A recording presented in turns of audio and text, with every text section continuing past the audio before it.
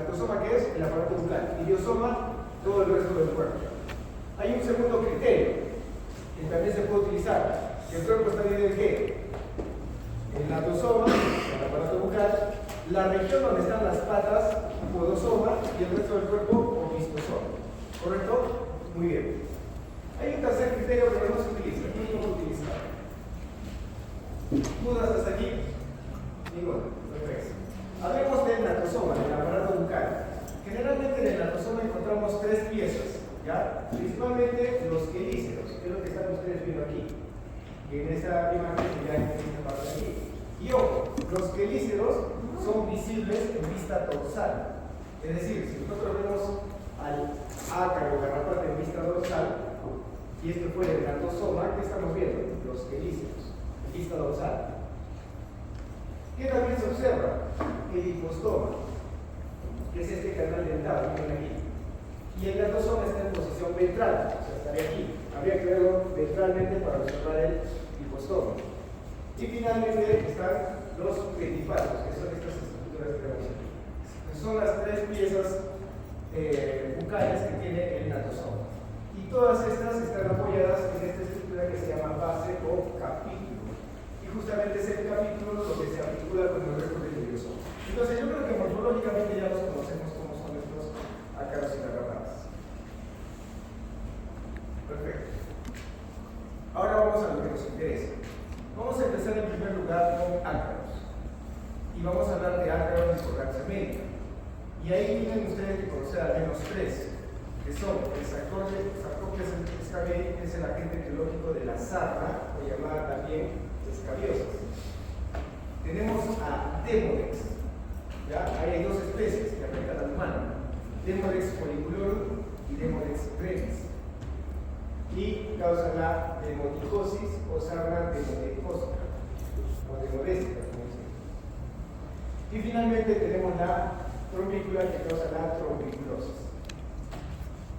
Entonces, estos son los principales ácaros que afectan al humano. Empecemos por la sarna. Hablemos del Sarcoptes escabiei. Aquí podemos hablar de variedades. Podemos hablar, por ejemplo, del Sarcoptes escabiei variedad Suis, que afecta al cerdo, o variedad Canis, que afecta al perro. O sea, casi hay una restricción. Solamente el Sarcoptes escabiei var hominis, variedad hominis, es el que afecta al humano. ¿Correcto? Muy bien. ¿Cuál es el patrón de vida de estos ácaros? Y que se va a observar en la clase acarí. Pasa por el estadio de huevo, pasa por un estadio de una larva hexápoda, o sea que tiene solamente 3 pares de patas.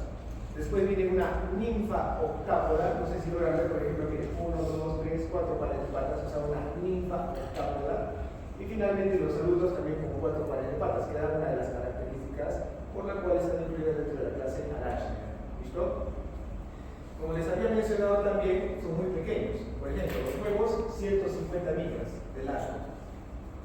Si hablamos, por ejemplo, de los adultos, están en tamaños de 350 a 400 micras. Lógicamente hay un dimorfismo sexual.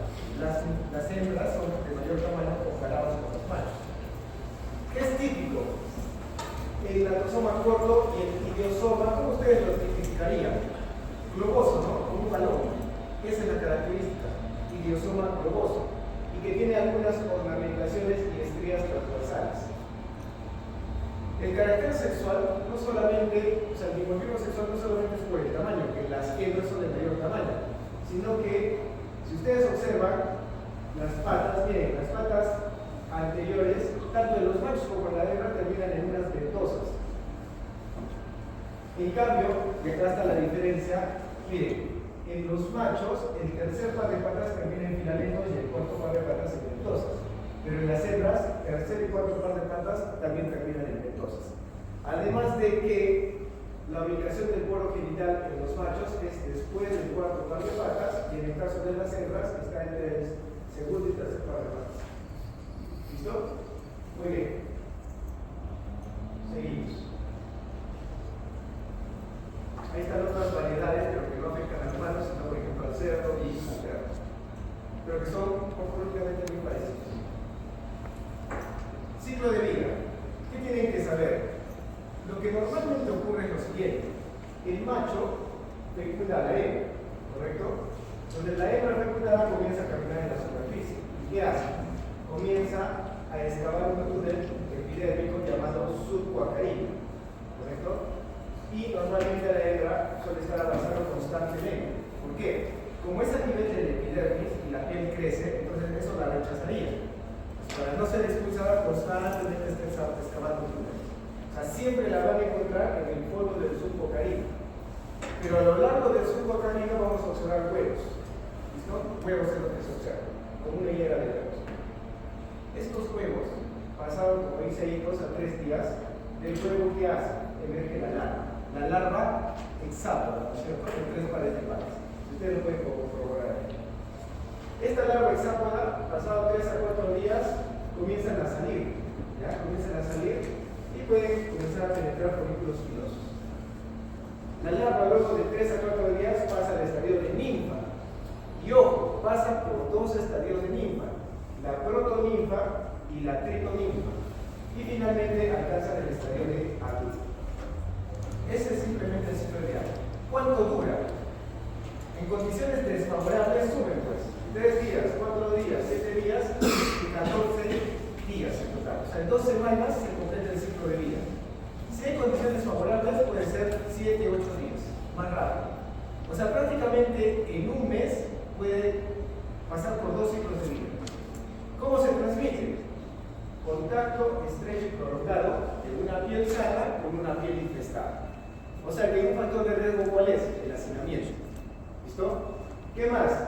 También se ha demostrado que es importante el contacto sexual, las relaciones sexuales. ¿Listo? Y finalmente, hay participación de transmisión a través de fomitos, pero es muy raro, principalmente el contacto directo. ¿Qué más debemos saber? ¿Cómo es que este ácaro causa daño? Súper sencillo.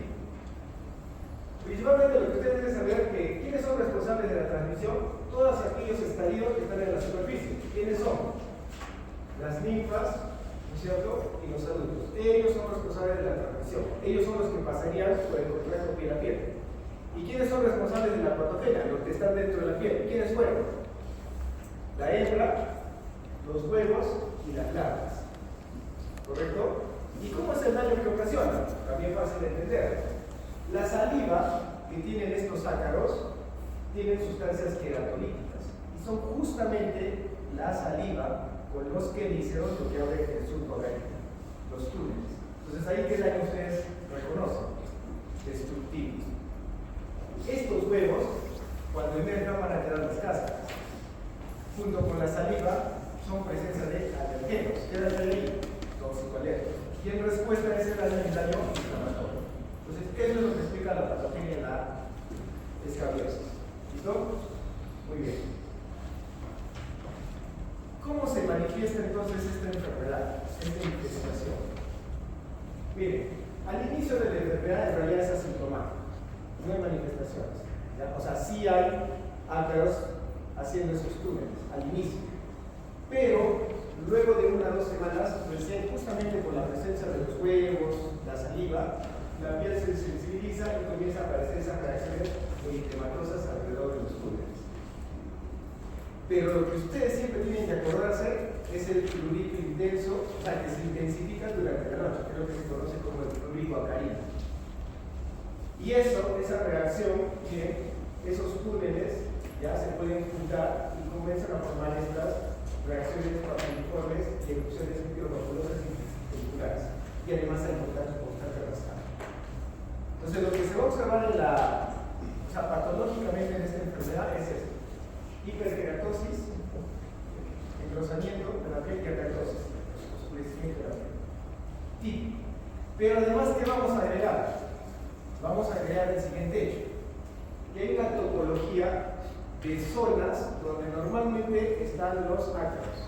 ¿Ya? ¿Y dónde están? Háganlo simple: en los pliegues del cuerpo. Todo lo que es pliegues del cuerpo, ahí vamos a encontrar ácaros. Ejemplo, en las axilas, en la región periareolar, en la parte de la flexión del brazo, en los codos, en las manos, miren, en los espacios interdigitales, miren, con presencia ahí. A nivel genital, o imagínense, por ejemplo, en la cara interior de las damas, también, ¿no? Con la hiperkeratosis y acatosis. ¿Listo? ¿Cuál es otro dato interesante? Por ejemplo, en adultos, normalmente no hay lesiones de las palmas ni las plantas de los pies, palmas de las manos ni plantas de los pies. Eso además sí se puede observar casos de infestación a ese nivel en lactantes. ¿Ok? Muy bien. Seguimos. En esta infestación hay complicaciones y es muy fácil de entender. Si hay constante rascado, ¿no es cierto?, puede haber lesiones a nivel de la piel y las complicaciones serían que haya infecciones secundarias. Normalmente, ustedes saben, por estreptococos piógenes, estafilococcus aureus, que pueden llevar a casos de infecto, edema, celulitis, linfangitis y sepsis. Y también, en infestaciones también intensas, podemos observar una sábana